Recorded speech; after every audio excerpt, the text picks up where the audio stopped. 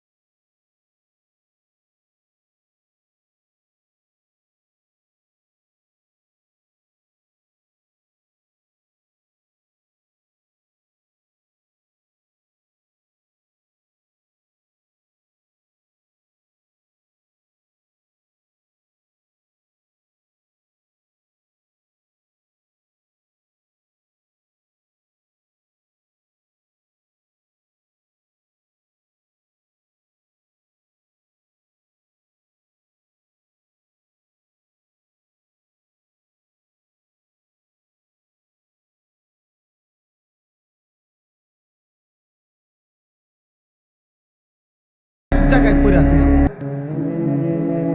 তখন আমার স্ত্রী আমার 24 ঘন্টা দয়া আর মায়া দেখাইছে, সহযোগিতা করছে। বিবির সেদিনের সহযোগিতা না হলে আমার জীবন কষ্টকর হয়ে যেত।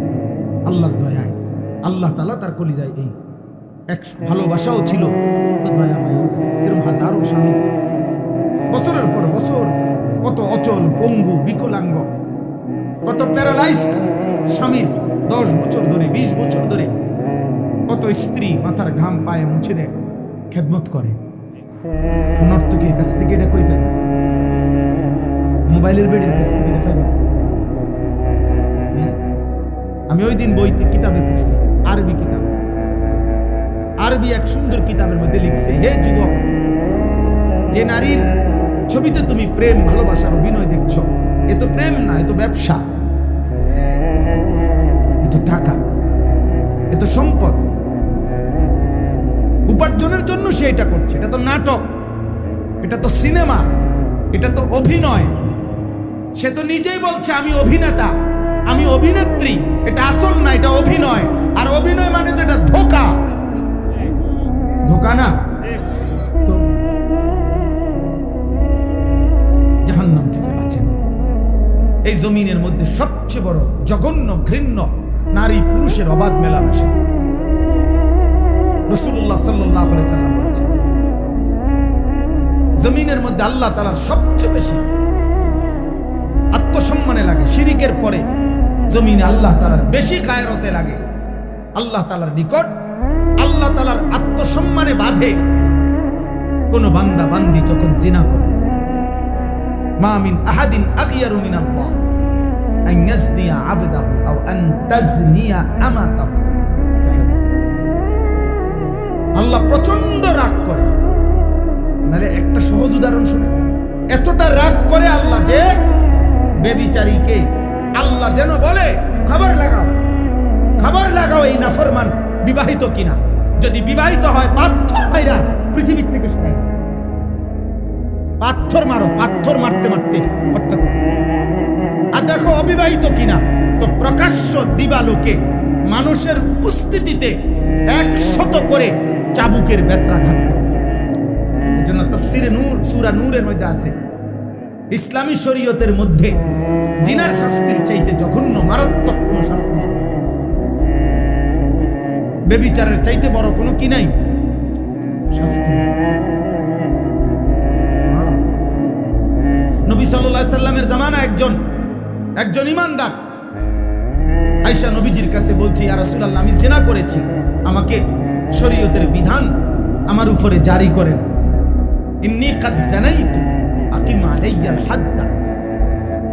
স্পষ্ট হাদিসের মধ্যে আছে। আব্বা শুনেন, ছেলেরা বাবা তোমরাও শোনো, নবীজি 3 বার ওই লোকটার দিকে তাকাইয়া বলছে, আবিকা জুনুন, আরে তোমার কি মাথার সমস্যা আছে নাকি? তুমি কি পাগল নাকি? পাগল তুমি? 3 বার বলছে। অর্থাৎ কোন মুসলমান ইমানদার জিনা করতে পারে, ব্যভিচার করতে পারে, বিবাহ বহির্ভূত নারীর সাথে হারাম কোন সম্পর্ক করতে পারে, এটা কি মুসলমানের জন্য সম্ভব? 3 বার নবী জিজ্ঞেস করছে, আবিকা জুনুন, আরে কি তোমার কি মাথায় সমস্যা আছে নাকি? কি বলতেছো এটা তুমি? আল্লাহ আমাদেরকে হেফাজত করে। তোমরা দোস্ত, তোমাদের চুল চেহারা দেখলে বোঝা যায় আব্বা, সারাদিন মোবাইলে কি করো আমরা বুঝি তো আব্বা, আমরা তো সিরা খাই না। কি করবা? এই চুল চেহারা বানাইছো কারে দেখাইতা? আল্লাহরে দেখাইতা?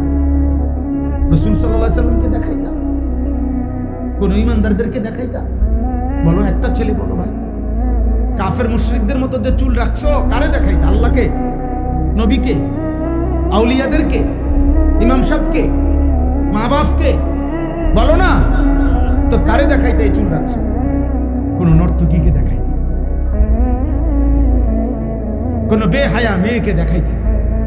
অথবা তোমার বন্ধু নামের কিছু দুষ্ট শয়তান যে তোমার সমবয়সী গুনাহ আর পাপের মধ্যে মজা পায়, অথবা তোমাকে উৎসাহ দেয়, হ্যাঁ চাল দোস্ত উড়াদুরা। এই জন্য আর নয়তো কোনো ভদ্র সভ্য বিবেকবান কোনো মানুষ কি এটা পছন্দ করবে? বলেন ভাই, বলেন ছেলেরা, বলো ভাই। 365 দিনে খোদার 1 বছরে নামাজ একদিনও পড়লা না, ফজরের নামাজ। হায় হায়, কবরে তুমি কেমনে যাইবা? গত 1 বছরে কোনোদিন 5 ওয়াক্ত নামাজ পড়লা না, তুমি জাহান্নামের আযাব কেমনে সইবা? মা সালাকাকুম ফি সাকার ক্বালু লাম নাকু মিনাল মুসাল্লিন। কোরআন শরীফের স্পষ্ট আয়াত। ফেরেশতারা জাহান্নামীকে জিজ্ঞেস করবে, হে জাহান্নামী, কেন জাহান্নামে আসলা? খোদার কসম, কোরআন শরীফের আয়াত, ক্বালু লাম নাকু মিনাল মুসাল্লিন। ওই জাহান্নামী বলবে, লাম নাকু মিনাল মুসাল্লিন, আমি নামাজি ছিলাম, আমি নামাজি ছিলাম না, এজন্য কোরআন শরীফে আছে, আল্লাহ বলছে, কাল্লা ইযা বালাগাতিত তারাকি ওয়া কিলা মান রাক ওয়া যান্না আন্নাহুল ফিরাক ওয়ালতাফাতিস সাকু বিস-সাক ইলা রাব্বিকা ইয়াওমা ইদিনিল মাসাক। নাফরমানের রূহ আজরাইল যখন টান দিবে তখন কণ্ঠনালীর মধ্যে আইসা আটকাইয়া যাবে। আল্লাহ বলে, কণ্ঠনালীর থেকে রূহটা টাইনা ছিঁড়া এরপরে আজরাইল বের করে আনবে। আল্লাহ বলেন, এরকম ভয়ানক কষ্টের নিকৃষ্ট মৃত্যু হলো কেন এই বেঈমানের? আল্লাহ নিজে বলছে, কারণ 2টা, ফালা সাদ্দাকা ওয়ালা সাল্লা। এই বেঈমান আমি আল্লাহকেও স্বীকার করে নাই, ওয়ালা সাল্লা, নামাজও পড়ে না, নামাজও পড়ে না। না আমি আল্লাহর কথা সত্য মনে করেছে, না নামাজ আদায় করছে।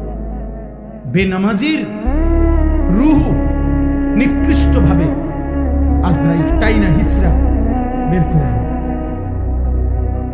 হাদিসে নবীজি উদাহরণ দিছে, কোন লোহার শিক যেটার মধ্যে আগুনের মধ্যে কাবাব অথবা কাবাব বানাইছে, এই আগুনের শিকের কাবাব উপরের অংশ খোলার পরে মনে করেন এই গোশতের কিছু টুকরা শিকের মধ্যে লাগিয়া থাকে, এগুলো যেমন টাইনা টাইনা চিরা চিরা বাইর করে।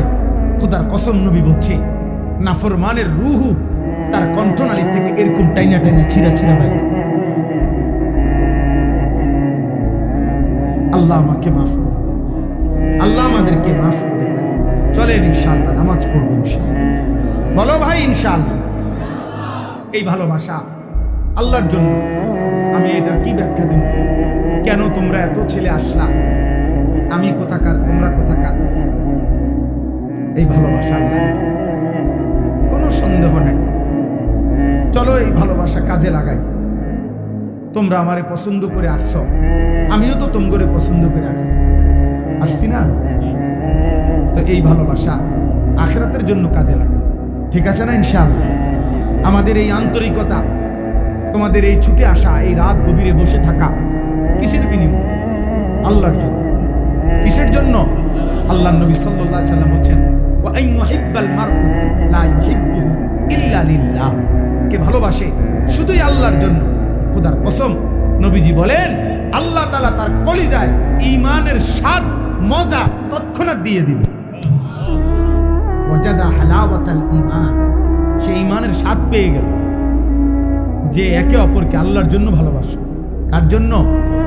আল্লাহ নবী বলছে, রাজুলানে তাহাব্বা ফিল্লাহ ইজতামাআ আলাইহি ওয়া তাফাররাকা আলাইহি। এমন 2 জন আল্লাহর বান্দা যারা একে অপরকে আল্লাহর জন্য ভালোবাসতো, আল্লাহর জন্যই 2 জন একত্রিত হতো দ্বীনি কাজে। আবার দ্বীনি কাজ শেষ হইলে 2 জন আলাদা হতো। এমন ভালোবাসার 2 ব্যক্তিকে খোদার কসম আল্লাহ তাআলা বলেন, নবীজি বলেন, আল্লাহ আরশের ছায়ায় হাসরের দিন ছায়া দান করবেন, ছায়া দান করবেন। আল্লাহর জন্য, আল্লাহর জন্য। আল্লাহ আমাদেরকে তৌফিক দান করেন, আল্লাহ আমাদেরকে কবুল করেন। এই সূরার আয়াতগুলো এবার তরজমা শুনেন, তাইলে কথা শেষ। আল্লাহ তাআলা বলেন, ওয়ালিল্লাযীনা কাফারু বিরাব্বিহিম আযাবু জাহান্নাম। আর অল্প এই 10 মিনিটের ভিতরে ইনশাআল্লাহ কথাও শেষ, দোয়াও হয়ে যাবে ইনশাআল্লাহ। উঠেন না ভাই, একজন উঠেন না, উঠলে আমার এই মজমাটা নষ্ট হয়ে যাবে। কেউ উঠেন না, কষ্ট করে আমরা দোয়া করে উঠি ইনশাআল্লাহ। কেমন? ওয়ালিল্লাযীনা কাফারু বিরাব্বিহিম আযাবু জাহান্নাম। আল্লাহ তাআলা বলেন, যারা যারা তাদের রবের নাফরমানি করছে, কুফরি করছে, শিরিক করছে, কবিরা গুনাহ করছে, আল্লাহ তাআলা বলেন বেঈমান যদি ইমানদার না হয়, কবিরা গুনার মুরতাকিব, কবিরা গুনাহগার যদি তওবা না করে, আমি যদি মাফ না করি, তো এমন প্রত্যেক নাফরমানের জন্য নির্ধারিত রয়েছে আযাবু জাহান্নাম, জাহান্নামের আযাব। কিসের আযাব? জাহান্নামের আযাব। প্রত্যেক নাফরমানের জন্য কি অপেক্ষা করছে বলেন না? জাহান্নামের আযাব। ওয়াবিসাল মাসীর। আল্লাহ বলেন আর সেই আযাব বড় নিকৃষ্ট ঠিকানা। জাহান্নাম বড় নিকৃষ্ট ঠিকানা, বড় মন্দ ঠিকানা। অন্য জায়গায় আছে ওয়াসাআত মাসীরা, বড় নিকৃষ্ট প্রত্যাবর্তনের জায়গা জাহান্নাম। ইন্নাহা সাআত মুস্তাকাররাম ওয়া মুকামা। নিশ্চয়ই জাহান্নাম বড় নিকৃষ্ট গন্তব্য, বড় নিকৃষ্ট। এবার জাহান্নামের আগুনের একটা চিত্র আল্লাহ তুলে ধরছে। ইজা উলকু ফিহা সামিউ লাহা শাহীকাম ওয়া হিয়া তাফুর তাকাদু তামাইয়াজু মিনাল গায়জ। এই তিনটা জিনিস আল্লাহ তাআলা বলে, যখন নাফরমানকে জাহান্নামে ফেলা হবে তো সে জাহান্নামের আগুনের তিনটা অবস্থা হবে। কয়টা অবস্থা? 1 নাম্বার সামিউ লাহা শাহীকান, ওই নাফরমানরা যখন তাদেরকে জাহান্নামে ফেলা হবে তখনই তারা জাহান্নামের এত কর্কশ, বিকট, নিকৃষ্ট গর্জন, চিৎকার, আওয়াজ শুনতে পাবে। কোরআনুল কারীমের মধ্যে আছে এই পৃথিবীতে প্রাণীর মধ্যে সবচেয়ে নিকৃষ্ট, কর্কশ, অপছন্দনীয়, বিকট আওয়াজ গাধার আওয়াজ। কিসের আওয়াজ? ইন্না আনকারাল আসওয়াত লাসাউতুল হামির। সবচেয়ে নিকৃষ্ট, বিকট, কর্কশ, ঝাঁঝালো আওয়াজ গাধার আওয়াজ। আল্লাহ তাআলা বলেন প্রত্যেক জাহান্নামে যখন ফেলা হবে তাদেরকে, তারা 1 নম্বরে এই জাহান্নামের নিকৃষ্ট, শুধু একটা আওয়াজ না, আওয়াজ তো মিষ্টি আওয়াজও হইতে পারে, সুন্দর মনোমুগ্ধকর আওয়াজও হইতে পারে না, বরং বিকট, নিকৃষ্ট, কর্কশ গর্জন শুনতে পাবে। সমুদ্রের ঢেউয়ের আওয়াজও তো মজাদার, ওইরকম কর্কশ আওয়াজ। 1। 2 নাম্বার ওয়াহিয়া তাফুর, জাহান্নামের আগুন ওই নাফরমানকে নিয়ে উতরাইতে থাকবে, উতরাইতে থাকবে। এটা 1 মিনিট আগে বুঝাই, তাফসীরের মধ্যে আছে। একটা ডেকচির মধ্যে, যেখানে চুলার মধ্যে পানি গরম করে, তো মনে করেন এই ডেকচিটার মধ্যে আধা কেজি চাউল, 500 গ্রাম চাউল রান্না করা যায়, এই পরিমাণ একটা ডেকচি। কথা বুঝেন নাই? পানি দিয়ে কদ্দুর চাল রান্না যাবে? আধা কেজি চাউল। এখন সর্বোচ্চ গরম হয়েছে পানিটা, এই আধা কেজি চাউলের পানি গরম হওয়ার পরেও উতরাইতেছে পানি, কিন্তু চুলা বন্ধ করে নাই, আগুন চলতেছে নিচে। তাহলে আগুন পূর্ণ দমে চলতেছে, পানিটা সর্বোচ্চ উত্তাপ, টকবক ডকডক করতেছে। এই অবস্থায় আধা কেজি চাল না দিয়া, তাফসীরের মধ্যে লেখছে যদি 20টা চাউল বা 10টা গুন্না চাউল যদি এই পানিটার মধ্যে ফেলে, নিচের আগুন পুরা জ্বলতেছে, এই পানিটা সর্বোচ্চ উত্তাপ গরম হয়ে গেছে। কল্পনা করেন তো এই 10টা চাউল, 20টা চাউল এই পানিটার মধ্যে কি পরিমাণ ঘুরবে আর উতরাবে। বুঝেন নাই? যেখানে আধা কেজি চাউল সিদ্ধ হইতো, সেখানে এখন 10টা চাল কি হইতেছে? সিদ্ধ হচ্ছে। তো এই পানির মধ্যে এই চাউলগুলো কি পরিমাণ ঘুরবে আর উতরাবে কি পরিমাণ তীব্রভাবে। এই ওয়াহিয়া তাফুর অর্থ হইল জাহান্নামের এই বিশাল আগুনের ধাউ ধাউ লেলিহান শিখাতে একটা একটা বেঈমানকে যখন ফেলা হবে, আল্লাহ বলে ওয়াহিয়া তাফুর, মনে হবে যেন জাহান্নামের আগুনে সে এইরকম 5টা চাউল 10টা চাউলের মতো উতরাইতেছে। এই 2। 3 নাম্বার, তাকাদু তামাইয়াজু মিনাল গাইজ, ওই লোকটার কাছে মনে হবে জাহান্নাম রাগে গোসায় তীব্র আগুন যেন ফাইটা ফাইটা যাইতেছে। আমাদের বাংলা ভাষায় কথার মধ্যে আমরা রাগে, কথার মধ্যে আমরাও বলি তে যেন রাগে ফাইটা যাইতেছে। রাগে কি হয়ে যাচ্ছে, এই কথার একটা আমাদের ব্যবহার আছে না, যে রাগে যেন ফেটে যাচ্ছে। গাইজ বলা হয় আরবিতে ওই রাগকে, যেই রাগের চাইতে সর্বোচ্চ আর রাগ হইতে পারে না, রাগের সর্বোচ্চ স্তর, এটাকে বলা হয় গাইজ। ওয়াল কাযিমিনাল গাইজা, এই যে গাইজ অর্থাৎ রাগে উতরাইতেছে, রাগে শরীরের মাংসপেশি ফুলে ফুলে গেছে, রাগে যেন ফাইটা ফাইটা যাইতেছে। তাফসীরের মধ্যে লিখছে এই তাকাদু তামাইয়াজু মিনাল গাইজের অর্থ হইল জাহান্নামীকে যখন জাহান্নামে ফেলবে তীব্র আগুনে, জাহান্নামের আগুনের রাগে ওই নাফরমানের শরীরের টুকরা টুকরা ছিন্ন ভিন্ন হয়ে যায়। পুরা জাহান্নামে যেন আগুনের মধ্যে ছিন্ন ভিন্ন হয়ে গেছে। আল্লাহ আমাকে মাফ করে দেন। কুল্লামা উলকিয়া ফিহা ফাওজুন সাআলাহুম খাজানাতুহা আলাম ইয়াতিকুম নাদির। আল্লাহ বলে একটা একটা দল যখন জাহান্নামে ফেলা হবে, জাহান্নামী বিকট চিৎকার দিবে, আর জাহান্নামের ফেরেশতারা তাদেরকে বলবে আলাম ইয়াতিকুম নাদির, হায় বেঈমান, দুনিয়ায় থাকতে তোমারে কি কেউ জাহান্নামের ভয় দেখায় না? আলাম ইয়াতিকুম নাদির, তোমার কাছে কি কোনো ভয় প্রদর্শনকারী বান্দা আসে নাই?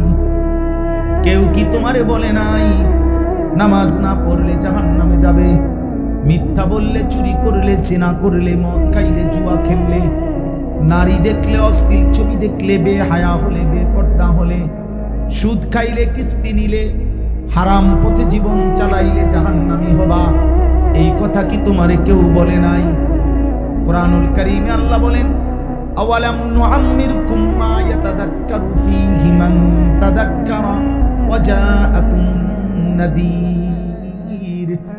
আল্লাহ বলে বান্দা, প্রতিটা জাহান্নামীকে আল্লাহ বলবে বান্দা মনে কি পড়ে, আমি কিন্তু দুনিয়াতে আমল করার মতো হায়াত তোমাকে দিয়েছি, আমি সময় না দিয়ে তোমার বিচার করছি না। দুপুর 1টা বাজে জোহরের আজান হয়েছে, 4:30 বাজে আসরের আজান হয়েছে, জোহরের নামাজ পড়ার জন্য মাঝখানে 3.5 ঘন্টা সময় দিছি, আমি তো সময় দিয়েছি। আর 2 নম্বরে ওয়াজাআকুমুন নাদির, আমি আল্লাহর পক্ষ থেকে তোমার কাছে জাহান্নামের ভয় দেখাবার মতো আমি ভয় প্রদর্শনকারী বান্দা পাঠিয়েছি। এক জামানা নবী রাসূল দিয়েছি, আরেক জামানা উলামা আউলিয়া তাদেরকে পাঠাইছি। বলো পৃথিবীতে কোন সেই বছর যেই বছরে পৃথিবীতে আল্লাহর জমিনে আলেম ছিল না? কথা বলে না, বলেন গত 1450 বছরে আল্লাহর নবী সাল্লাল্লাহু আলাইহি সাল্লামের ইন্তেকালের পরে আজ পর্যন্ত পৃথিবীতে হুজুর ছিল না, আলেম ছিল না, আল্লাহর কথা বলার কেউ ছিল না, এমন কখন হইছে? কথা বলে না তো আলাম ইয়াতিকুম নাদির ক্বালু বালা ক্বাদ জাআনা নাদির।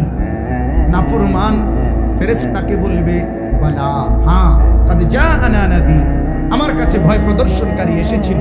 আগের জামানার ওয়ালারা বলবে আমাদের কাছে নবী এসেছিল, এই জামানার ওয়ালারা বলবে আমাদের কাছে আলেম, ওলামা, ইমাম, খতিব, ওয়াইজ, বক্তা, পীর, বুজুর্গ, আউলিয়া একবার না শত শতবার এসেছিল। আমগো গ্রামে 30 বছর আমি ওয়াজ শুনছি, আমগো গ্রামের মসজিদে বছরে 52 সপ্তাহ জুমার নামাজে প্রত্যেক বছরে বয়ান হইছে, এক বছরে 52 সপ্তাহ, এক বছরে 52টা জুমা, 30 বছরে কয়টা জুমা? বুঝেন নাই? ফাকাদ্দাবনা নাফরমান জাহান্নামী বলবে, ফেরেশতা, এক নম্বর আমার দুর্ভাগ্য, আমি ওই নাজির যারা আমারে ভয় দেখাইছে জাহান্নামের, আমি তাদের কথা মিথ্যা মনে করেছি। দুই, অকুলনা মা নাজ্জালাল্লাহু মিন শাই, আমার দুই নম্বর দুর্ভাগ্য, আমি তাদেরকে বিদ্রুপ করে বলেছি যে তোমরা যেগুলা বলতেছ এগুলা আল্লাহ নাজিল করে নাই, তোমরা হুজুররা বানাইয়া বানাইয়া বলতেছ। তিন নম্বরে আমি আরো বেশি বিদ্রুপ করে বলেছি, ইন আনতুম ইল্লা ফি দালালিন কাবীর, তোমরা যারা বলতেছ আল্লাহর ভয় দেখাইতেছ, তোমরা মোল্লা মৌলবী, তোমরাই ভুলের মধ্যে আছো। চার নম্বর, ওয়াকালু লাউ কুন্না নাসমাউ আও নাআকিলু মা কুন্না ফি আসহাবিস সাঈর, সমস্ত জাহান্নামী বেঈমান ফেরেশতাদেরকে আফসোস করে বলবে, আমার দুর্ভাগ্য ফেরেশতা, সেদিন দুনিয়ায় থাকতে আমি যদি গ্রহণ করার নিয়তে, মনোযোগ দিয়ে, আন্তরিকতা নিয়তে, মানার নিয়তে যদি শুনতাম, অথবা আও নাআকিলু, শুনবার পরে কথাগুলো নিয়ে যদি একটু ভাবতাম, একটু ব্রেন খাটাইতাম, আকল খাটাইতাম, দিমাগ খাটাইতাম, মা কুন্না ফি আসহাবিস সাঈর, আজ আমি জাহান্নামী হতাম। আমি ভুল করে ফেলছি, না মনোযোগ দিয়ে শুনছি, না বলার পরে মানার কোনো চেষ্টাই করি না, বলছি ও বাদ দাও, পিতা হুজুরের কথা হুজুরে বলছি। শেষ কথা হইল ফাতারাফু বিদামবিহিম ফাসুহকাল লিআসহাবিস সাঈর।